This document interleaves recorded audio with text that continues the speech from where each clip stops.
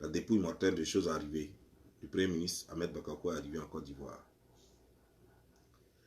Pendant que la Côte d'Ivoire pleure, il y a des gens qui boivent leur champagne.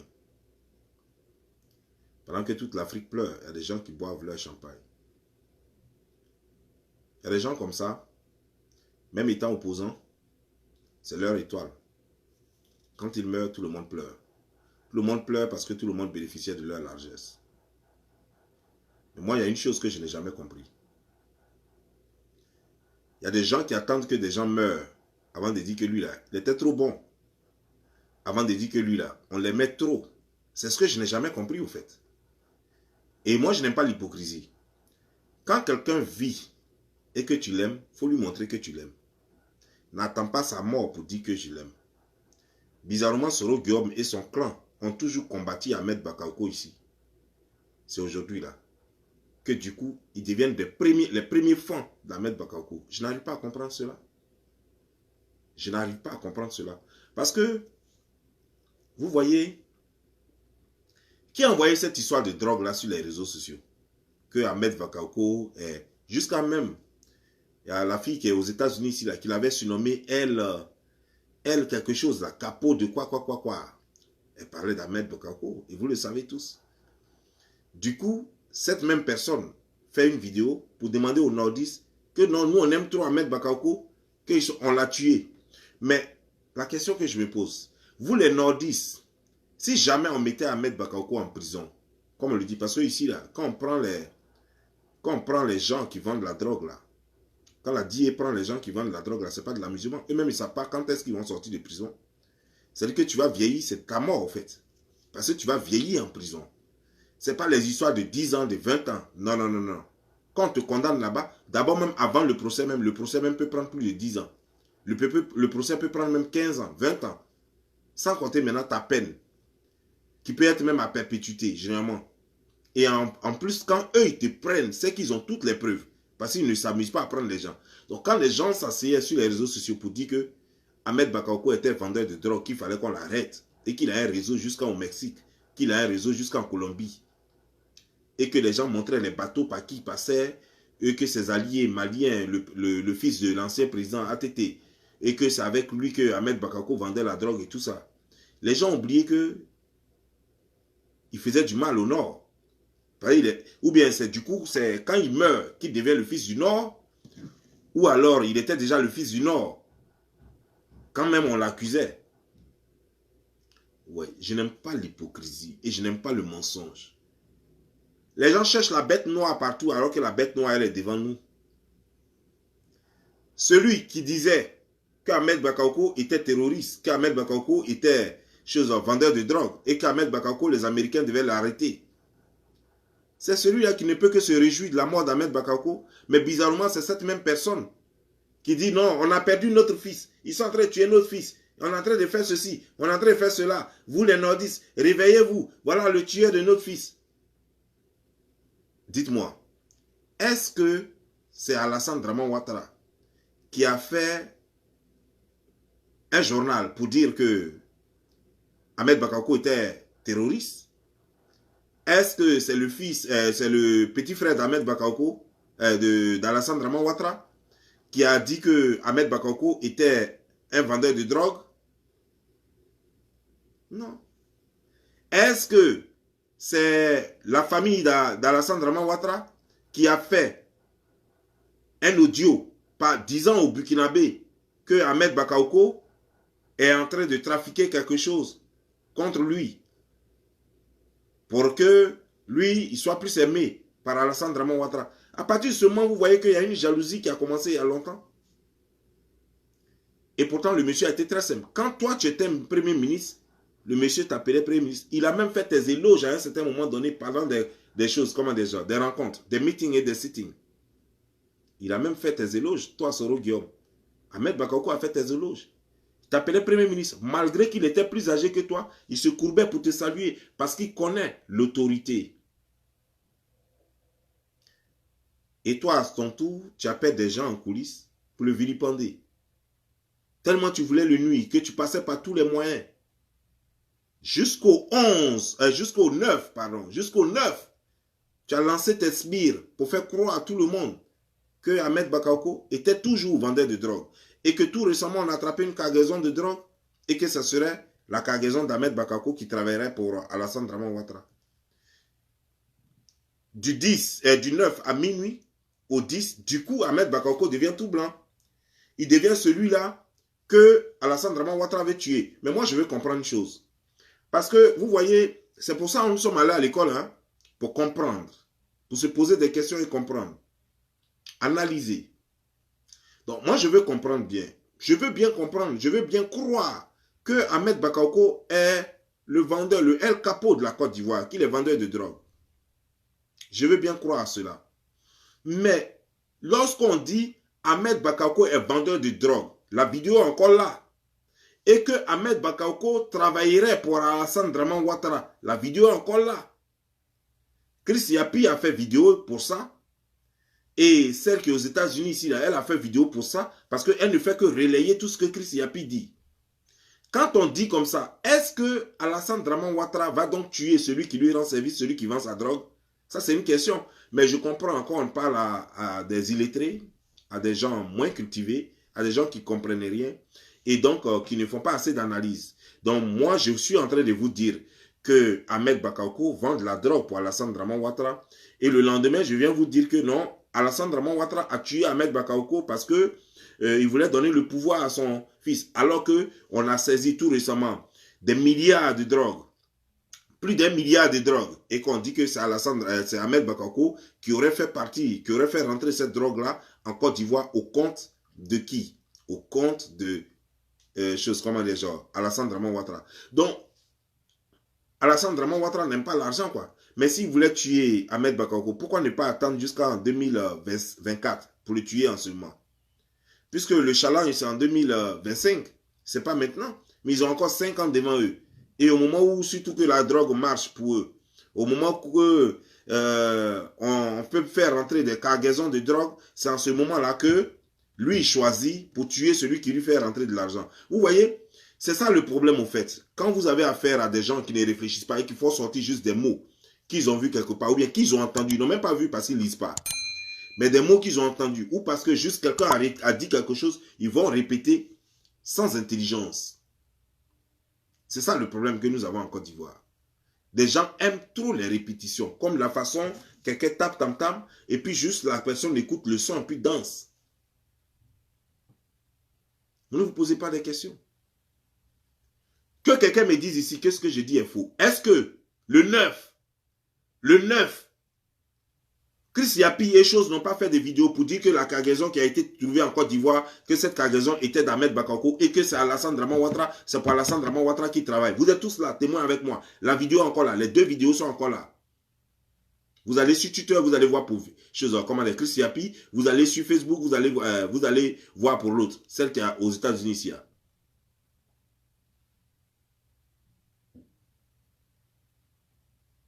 Et ça, c'est jusqu'au 9. C'est-à-dire qu'avant le 9, depuis que cette histoire de drogue est arrivée là, on a même impliqué Makosso. On a même dit que Makosso et Ahmed Bakayoko travaillent ensemble. Le pauvre Makosso. Son malheur, c'est qu'il a eu la chance de côtoyer à un certain moment donné Ahmed Bakayoko. Alors, du coup, ils travaillent ensemble. Makosso a pleuré. Moi, j'ai dénoncé cela même. J'ai dit Makosso. Parce que moi, ce que vous ne savez pas, la seule personne que moi je peux critiquer, il y a des gens que moi je peux critiquer sur Facebook et puis ça ne va plus quelque part. Avant, ça allait quelque part. Mais aujourd'hui, il y a des gens, je peux dire ce que je veux, comme ils peuvent dire ce qu'ils veulent sur moi, et puis ça ne va pas quelque part. Parmi eux là, il y a Makosso. Il y a Yaka Yaka.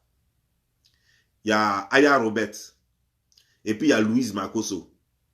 Les 4 personnes là, je peux dire ce que je veux sur ces personnes là, sur Facebook, et puis ça ne va pas quelque part. Parce qu'on se connaît. Parce qu'on se connaît. C'est pas, je ne vais pas dire quelque chose de méchant sur eux. Je ne vais pas me mettre sur les réseaux sociaux pour les insulter. Mais je peux me permettre de les taquiner sur les réseaux sociaux, puis ça ne va pas quelque part. Vous comprenez, non? Parce que c'est des gens que j'ai appris à aimer. Vous voyez, quand tu attaques trop quelqu'un à un moment donné, tu commences à apprendre à connaître un peu la personne. Vous comprenez, non? Donc, j'ai fait une vidéo tout récemment. Le jour où Makosso a pleuré, j'ai dit que non, c'était pas bien. J'ai dit que non, c'était pas bien. Mais après, vous êtes sorti pour dire que non, non, non, il pleurait là. C'était pas par rapport à sa femme, hein, que c'est parce qu'on vient de prendre juste de la drogue et qu'il pleure pour la drogue qu'il vient de perdre. Donc, Makosso a 1 milliard de francs CFA pour faire venir de la drogue. Ou bien c'est lui qui est le distributeur, quoi. Je n'ai pas compris parce que vous n'avez pas bien expliqué votre affaire. Donc, on n'a pas compris. Vous avez simplement dit que Makosso, il est impliqué dans l'affaire de drogue avec Ahmed Bakako, sans toutefois apporter un début de preuve. Sans toutefois apporter un début de preuve. Vous voyez, ça fait pitié, quoi, parce qu'on a bien envie de parler politique, ou alors même, plus loin, de faire la politique en Côte d'Ivoire. Mais lorsqu'on voit ce genre d'allégations non fondées, on a peur. Parce que tu peux être sali pour rien. Tes amis vont te détester pour rien. Si les gens qui ne te connaissent pas vraiment peuvent écouter ce genre de bêtises et puis y croire.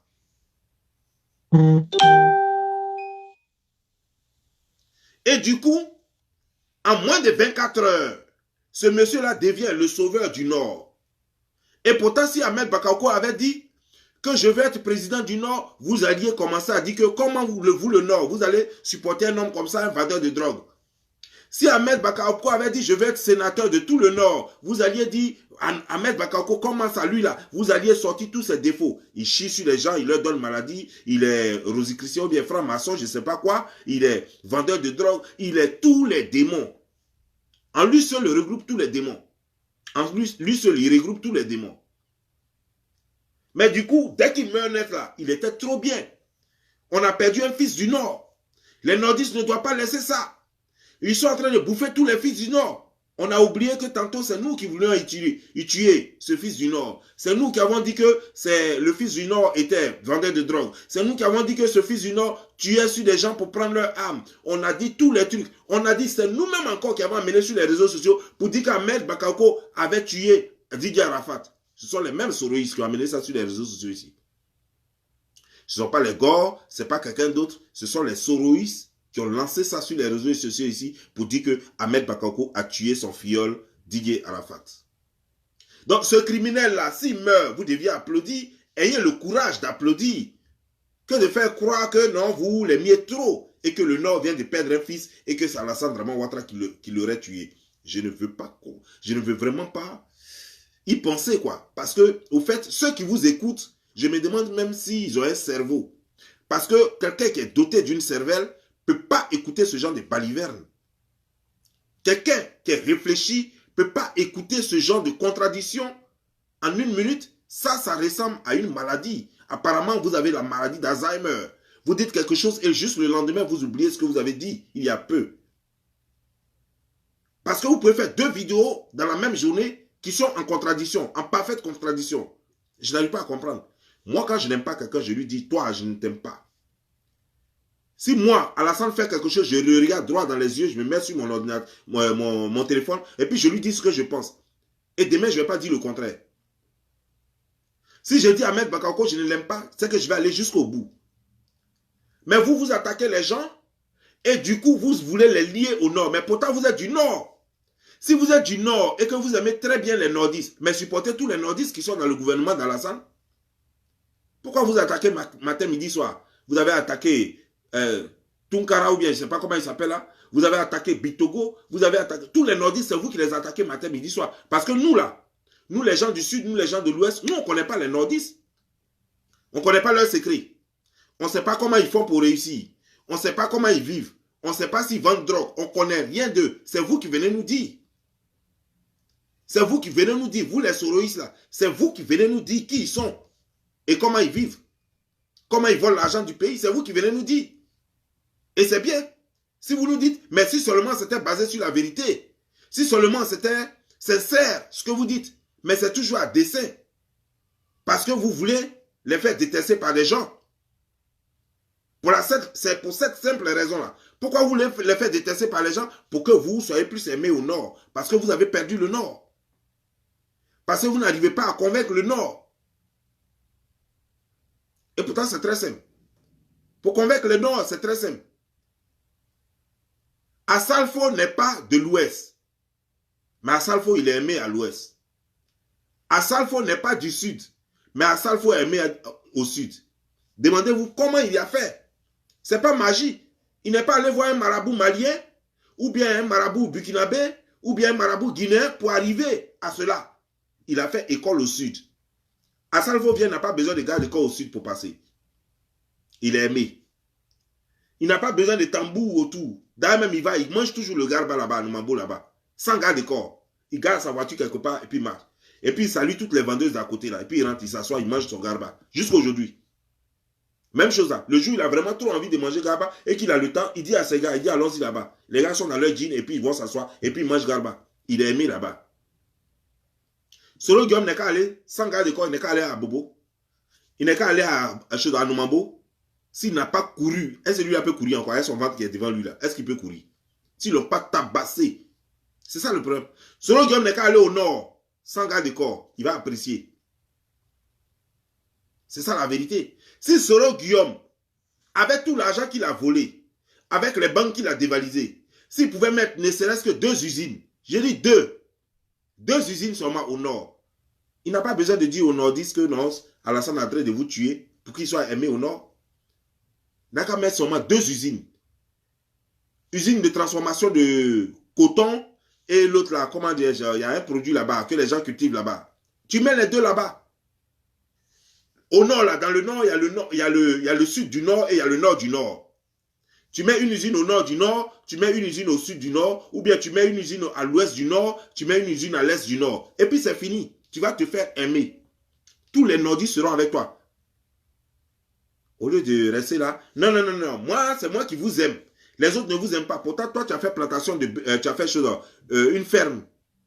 Tu as des bœufs chez toi, dans ton village. Tu as des plantations. Mais les gens même de ton village à faire que là-bas, eux-mêmes, ils ont quoi? Les gens de faire que même, eux-mêmes, ils ont quoi? Goudron même, tu n'as pas mis. Et pourtant, tu as des milliards. Tu as été Premier ministre pendant combien de temps? Depuis 2007. Depuis 2007 jusqu'en 2014, je crois. 2014, 2015, même jusqu'à 2015, je crois. C'est quand tu devrais devenir premier président de l'Assemblée nationale que tu as laissé le poste de Premier ministre. Donc, ça dit que 3 ans, ça y est, pendant 8 ans, tu as été Premier ministre. Pendant 8 ans, tu as été Premier ministre. Président de l'Assemblée nationale de 2016 à chose, comment dire, d'abord de 2000, de combien là? De 2011. Premier ministre de 2011, de 2007 à 2011. Et puis, chose comme les présidents de l'Assemblée nationale de 2011 à 2000, combien là? 19. À 2019 là. Combien d'années tu as été président de l'Assemblée nationale? Pendant tout ce temps-là, Anakad, merci. Pendant tout ce temps-là, tu as fait quoi pour le Nord? Rien. Quelle compagnie de transport même tu as créé au Nord? Rien. Ok, laissons même compagnie de transport. Combien de lavage auto tu as créé au Nord pour permettre aux nordistes de travailler un peu? Rien. Ok. Quel est même, comme tu aimes beaucoup le sport, parce que tu as joué au football ici à un moment donné avec tes amis, comme tu aimes le sport, quel est le terrain de football que tu as créé au moins au Nord? Quel est le complexe sportif que tu as créé au Nord? Rien. Et pourtant, nous savons aujourd'hui là que le champion du karaté en Côte d'Ivoire, c'est un petit nordiste. Un petit nordiste qui a gagné une médaille d'or aux Jeux Olympiques. Et donc, ça veut dire que les nordistes sont des sportifs. Et en plus, on connaît les colos, on connaît les choses comme des gens, les Fadel Keita. Il y a plein de nordistes qui sont footballeurs en Côte d'Ivoire. Donc, le Nord a besoin réellement d'un stade, d'un grand stade. Tu as fait quoi? Rien. Maintenant, c'est toi le fils du Nord. À partir de quoi tu es fils du Nord? Parce que c'est tes œuvres qu'on doit regarder pour dire je suis fils du Nord. Si tu vois que moi, par exemple, je dis que je ne suis pas prêt pour faire politique, pour être candidat en Côte d'Ivoire, c'est parce que je n'ai encore rien pour déposer. Parce que je vais donner de l'emploi à mes parents pour qu'ils sachent que je les aime vraiment. Avant de dire quoi que ce soit. Mais toi, tu n'as jamais rien fait. Tu as fait tes bœufs, tu as fait tes plantations, tech, café, cacao, tout ça là. Tu as fait ça. Et quand tu vas au village, les vieux comme toujours, l'argent est bon, l'argent attire. Quand ils viennent, tu leur donnes, donne 50 000 francs à lui là, donne 25 000 francs là, donne 100 000 francs là. Et puis voilà. Donc, tu amènes ta population à mendier au quotidien. Donc, les gens de ton village et de ta ville natale, eux, quand toi, tu arrives net là, ils doivent t'accrocher à ta voiture comme ça pour que tu leur distribues des miettes. C'est comme ça que tu les aides là. C'est comme ça que tu les aimes. C'est comme ça que tu les aimes. Et pourtant, aimer quelqu'un, c'est-à-dire que comme on le dit là, vaut mieux apprendre quelqu'un à pêcher que de lui donner du poisson tous les jours. Quand tu aimes quelqu'un, tu lui dis comment il faut gagner du poisson, mais tu ne vas pas lui donner du poisson tous les jours. Si tu aimes les nordistes, mais fais que les nordistes gagnent de l'argent. Si tu vois que les nordistes gagnent de l'argent là, toi tu n'auras même pas besoin de leur dire que moi je vais être candidat du Nord, que eux-mêmes là, tu vas voir des délégations même là. Même en ce moment là, Alassane n'allait même pas pouvoir mettre pied même au Nord là-bas. Si toi tu avais fait quelque chose, tout l'argent que tu as eu là, si tu avais mis à la disposition des nordistes, ils vont dire que notre fils se sacrifie pour nous. Toi Alassane, tu es qui? Toi tu as venu nous dire quoi ici? Toi Alassane, tu es qui? Tu as déjà fait quoi ici? Ils allaient même montrer la route d'Alassane. Ils allaient dire voilà la route de Burkina, il faut partir là-bas. Congra, c'est par là-bas on passe pour aller au Burkina. Il faut partir là-bas, chez toi là-bas. Nous on ne te reconnaît pas parce que nous on reconnaît notre fils. C'est ce qu'eux-mêmes allaient dire. Mais tu as fait quoi? Rien. Et non, moi ici, et plus. Après avoir combattu des gens pour affirmer qu'Alassane est ivoirien, aujourd'hui, là, tu viens dire que moi, je suis ivoirien. Moi, on ne peut pas m'interdire mon pays. Donc, tu veux dire quoi qu'Alassane n'est pas ivoirien? Tio, on connaît les non-dits de ton langage. On connaît les non-dits de ton langage. Tu dis des choses et on sait, on regarde. Donc, toi, tu aimes trop les nordistes. Bravo, monsieur qui aime trop les nordistes. Mais, mon frère, comme tu aimes trop les nordistes, va à Bobo, tu vas voir les enfants du Nord qui sont dans les rues à Bobo. Mon frère, va sur le pont qu'Alassane vient de construire. Va sur le pont, tu vas voir les enfants de la rue qui sont sur le pont, qui dorment sur le pont. Tu vas voir qu'il y a beaucoup de nordistes dedans. Tu fais quoi pour les nordistes? Toi, le prince du Nord. Toi, le fils du roi du Nord. Et pourtant, tu as combattu le plus digne des fils du Nord, qui était Gon. Tout le monde connaît Gon. Gon Coulibaly était le fils du roi Gon. Et le petit-fils du roi Gon. Et tout le monde le sait. Donc s'il y a quelqu'un même qu'on devait voter, c'était d'abord Gon Coulibaly. Et tous ceux qui ont soutenu Gon Coulibaly et non toi. Parce que quand tu veux jouer la carte de la xénophobie, quand tu veux jouer la carte du clan, quand tu veux jouer la carte régionale, il faut connaître ton histoire d'abord. Toi, tu es qui dans le Nord? Tes parents étaient qui? Ton nom de famille représente quoi au Nord? Parce que nous, on n'est pas nordistes, hein? On connaît un peu l'histoire du Nord. On connaît les grands noms du Nord, les Coulibaly, les Gon. On connaît les grands noms du Nord. Les grands noms du Nord, on connaît. Les Soro ne sont pas dedans, hein? Les grands noms du Nord, il n'y a pas Soro dedans. Les gens qui ont été rois au Nord là-bas, là, il n'y a pas Soro dedans. Il n'y a pas Kibafori dedans. On connaît les grands noms. C'est les Keïta. C'est les choses comme les Ouattara. Même jusqu'à Bouna, il y a les Ouattara. C'est les Ouattara. C'est les Gon. Voilà les grands noms. Les Coulibaly. Voilà les grands noms du Nord.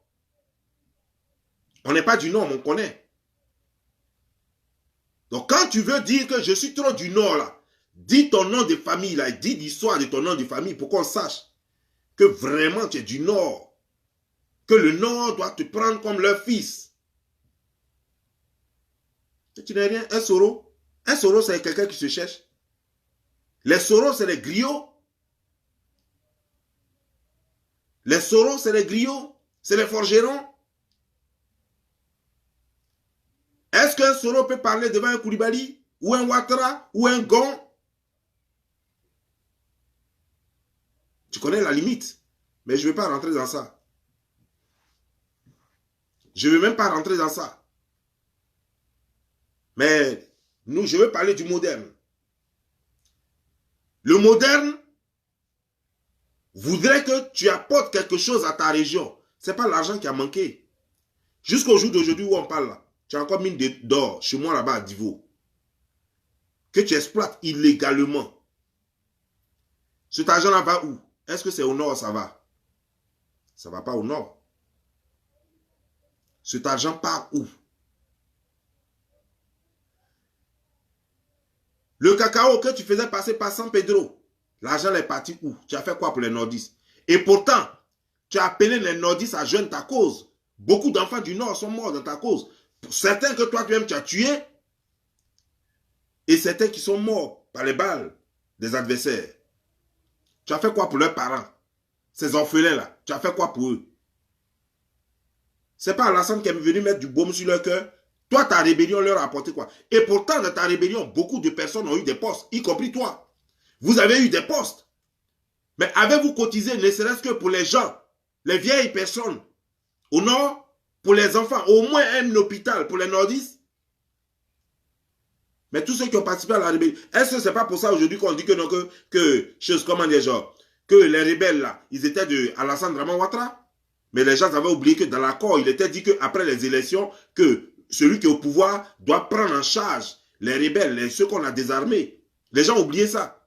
Et aujourd'hui, on taxe Alassane d'avoir payé les rebelles, donc on dit que non, que c'est de sa faute. C'est lui qui a envoyé les rebelles. Vous voyez comment vous manipulez? Alors que toi, c'est toi qui étais à Ouaga là-bas. C'est toi qui étais là et Blaise Compaoré, Ayam Sokro, il est là. Donc tu es témoin oculaire. Pourquoi tu ne dis pas aux gens que c'était dans le contrat? C'était dans l'accord que celui qui gagnait les éléphants, celui qui gagnait les élections, devrait faire cela, devrait payer les rebelles. C'était dans l'accord.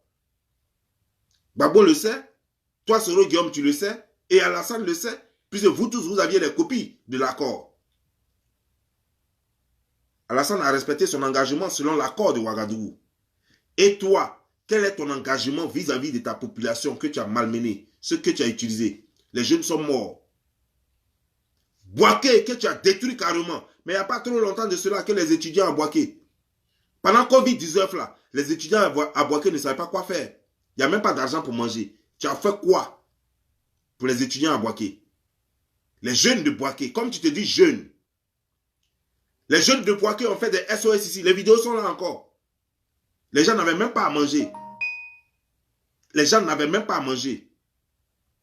C'était grave. Les gens sortaient dans les rues pour aller demander de l'argent. Les étudiants sortaient dans les rues pour aller demander de l'argent à la population. Pour aller mendier des étudiants.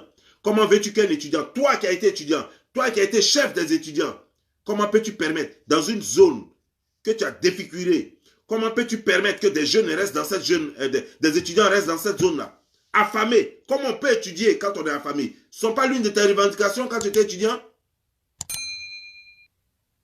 Est-ce que ce ne sont pas l'une de tes revendications quand tu étais étudiant? L'étudiant a besoin de la paix du cœur. Il doit bosser sans stress. Il doit étudier sans stress. Mais pourtant, tu étais président de l'Assemblée nationale ici. Tu n'as rien fait pour Boaké. Et pourtant, tu as délabré Boaké. Tu as gâté toutes les infrastructures. Les bombes, les RPG pleuvaient tout le temps. Boaké n'a même plus le même visage qu'il avait avant. Tu as fait quoi? Partout où tu es passé, tu as semé le chaos. Tu as réparé quoi? Il faut qu'on se dise la vérité. Ce n'est pas une question de haine, ce n'est pas une question de rivalité, mais il faut qu'on se dise la vérité. Moi, je n'ai rien contre toi, à part le fait que je dis que quand on rende justice, qu'il faut que tu ailles répondre de tes actes. Tu peux aller en justice et puis on peut te blanchir. On peut te dire que non, tu n'as rien à voir, mais je veux au moins que la justice soit faite. Ça ne veut pas dire que forcément il faut que tu sois condamné. Je veux que tu répondes de tes actes. Si ce n'est pas toi qui as tué les gens, mais ils vont te blanchir, ils vont te libérer. Mais si c'est toi, ils vont te condamner. Mais donc je n'ai rien contre toi. Mais qu'on se dise la vérité, parce que quand on se dit, je suis fils de la Côte d'Ivoire, je suis fils du Nord, et qu'on a été riche comme toi, et qu'on a gagné de l'argent au nom de cette Côte d'Ivoire, parce que toi tu n'as jamais travaillé quelque part, tu as tout cet argent que tu as eu, le cacao de ces planteurs que tu as volé, les villages que tu as endeuillés pour t'enrichir, tout ça là, c'est grâce aux Ivoiriens que tu as ça. Tu oublies que je prenais le cacao, tu as mené au Burkina et au Ghana. Ce sont les Ivoiriens qui t'ont enrichi. Mais quand on est riche là, il faut partager un peu. Les choses que vous attaquez aujourd'hui, que vous attaquez, Ahmed Bakako que vous attaquez aujourd'hui, Ahmed Bakako avait la main large. Malgré vos milliards, dis-moi, la seule personne à qui tu as payé une maison, Ahmed Bakako a payé 2 maisons que moi j'ai vues. Peut-être qu'il a fait d'autres œuvres encore que je ne connais pas.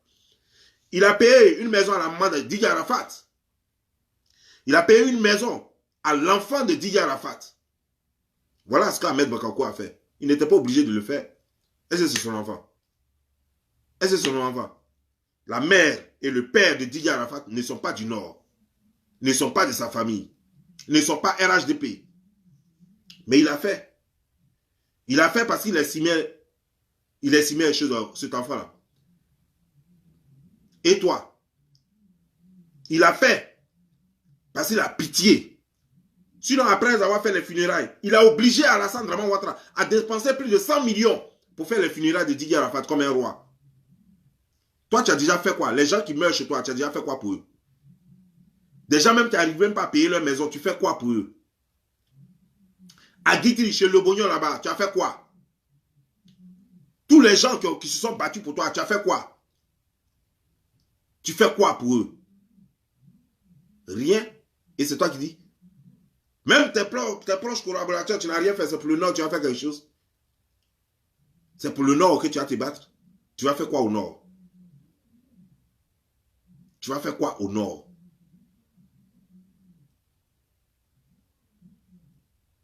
Mon ami, c'est parce que la Côte d'Ivoire t'a renié que tu es obligé de te coller à des Camerounais.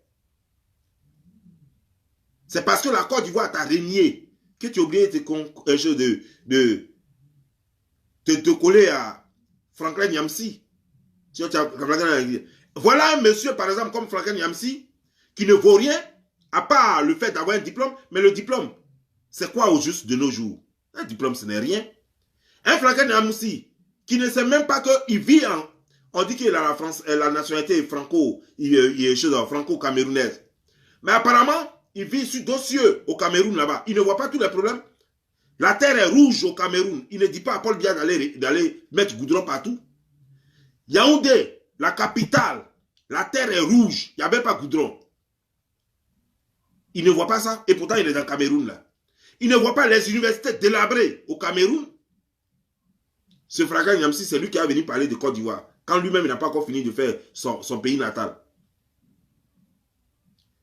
Les étudiants, lui qui est professeur, les étudiantes sont violées dans les universités. Les étudiants sont violés par les policiers. Il dit quoi? Qu'est-ce qu'il fait? Il est déjà sorti dans les rues avec une pancarte. Il a déjà, ne serait-ce qu'organisé une marche. Mais pourtant, c'est là-bas que ça commence. C'est pour Côte d'Ivoire qu'il intéresse parce que, en Côte d'Ivoire, il est associé à des voleurs pour piller la Côte d'Ivoire. C'est pourquoi ça l'intéresse. Sinon, les vraies luttes, ça se passe au Cameroun aussi. Les vraies luttes se passent au Cameroun aussi. Où il est, lorsque la famille de Chantal Biya prend tous les contrats, même en chose comme des gens, la compagnie de train, c'est pour qui? Mais quand il y a les accidents, est-ce que les gens sont dédommagés? Lui, il est où? Franklin Nyamsi. Il ne parle pas de ça. L'eau, les coupures d'eau qui viennent intempestivement à tout moment. Lui, Franklin Nyamsi, quand il y a coupure d'eau là, il s'en va à la boutique pour payer l'eau, non? Pourquoi il ne se plaint pas? Quand il y a coupure d'électricité, chaque jour, il s'en va, non? Mais quand il voit Côte d'Ivoire, il y a coupure d'électricité là-bas comme ça, intempestivement. Est-ce qu'il y a coupure d'eau comme ça en Côte d'Ivoire? Il ne voit pas qu'il y a une différence. Et c'est lui qui a venu parler de Côte d'Ivoire. Justement parce qu'il s'est associé. Les voleurs n'ont pas de nationalité. Les voleurs sévissent partout. Que ce soit en Côte d'Ivoire ou ailleurs.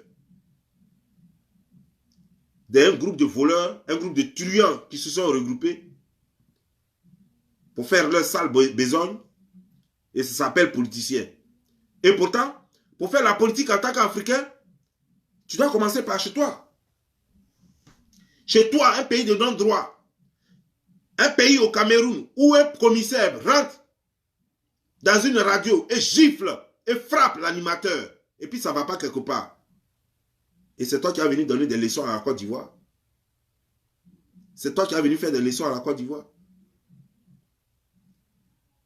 Nous parlons des choses du Cameroun. Le Cameroun où la rébellion en ce moment fait mal. Sans compter que Boko Haram est en train de faire mal dans le nord du Cameroun. Le Cameroun a plein de problèmes. Ta famille vit. Tes parents y vivent. Tes nièces, tes cousines, toute ta famille vit au Cameroun.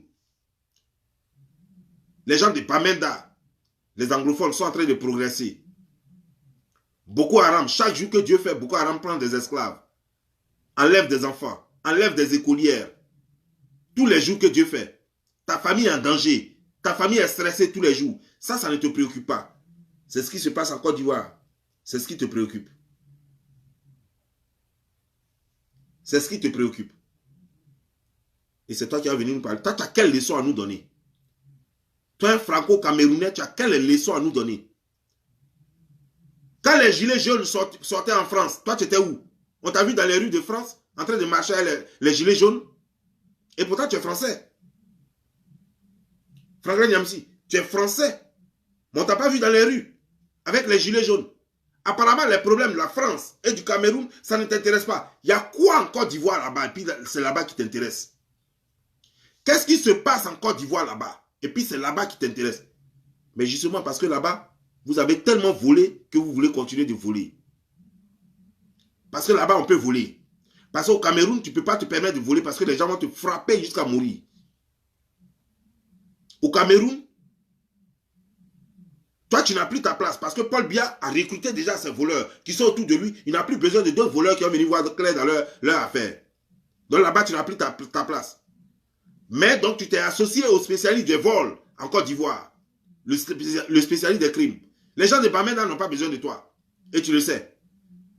Parce qu'ils n'ont pas besoin de peureux. Toi, tu es peureux. Les gens de Bamenda et Boko Haram n'ont pas besoin de peureux. Et c'est pourquoi donc tu flottes au Cameroun. Si on a des vrais guerriers au Cameroun. Apparemment, moi, je ne vous comprends pas. Vous êtes au Cameroun avec tous les maux, tous les problèmes que vous avez au Cameroun. Mais c'est de la Côte d'Ivoire seulement que vous parlez. Comme si tout allait bien au Cameroun. Alors que les problèmes qu'il y a au Cameroun, je ne vais même pas trop en parler pour ne pas fâcher certaines personnes. Je ne vais même pas parler de ça parce que je ne veux pas fâcher des gens.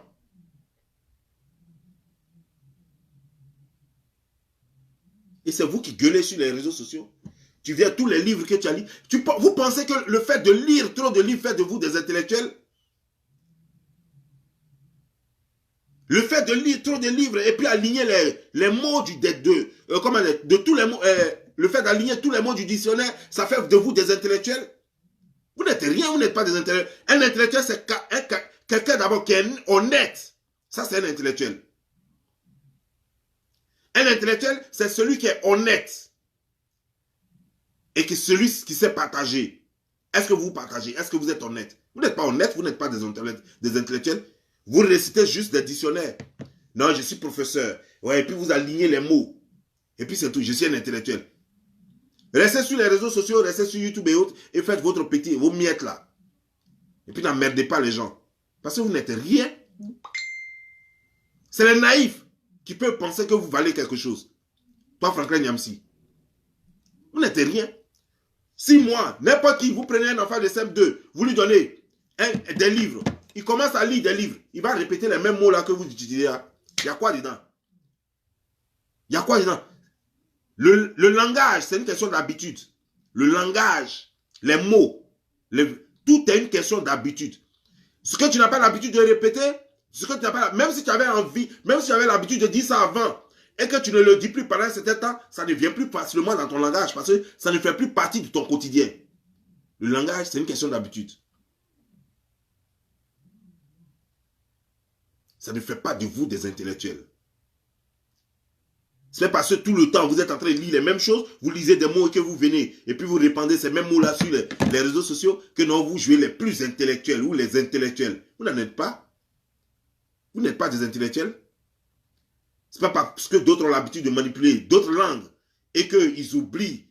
C'est pas parce que quelqu'un manipule, par exemple, sa langue maternelle que vous pensez que vous êtes plus intelligent que la personne. C'est pas parce que toi, tu parles bien français et qu'un Américain ne parle pas bien français que tu vas croire que tu es plus intelligent ou plus instruit que lui. C'est pas parce qu'un Chinois ne parle pas bien français que parce que toi, tu récites tous les mots du dictionnaire que tu es plus instruit que lui. C'est pas parce qu'un enfant qui a un niveau CM2 connaît le dictionnaire par cœur que tu vas croire qu'il va croire qu'il est plus instruit qu'un chose comme un gars qui a la maîtrise.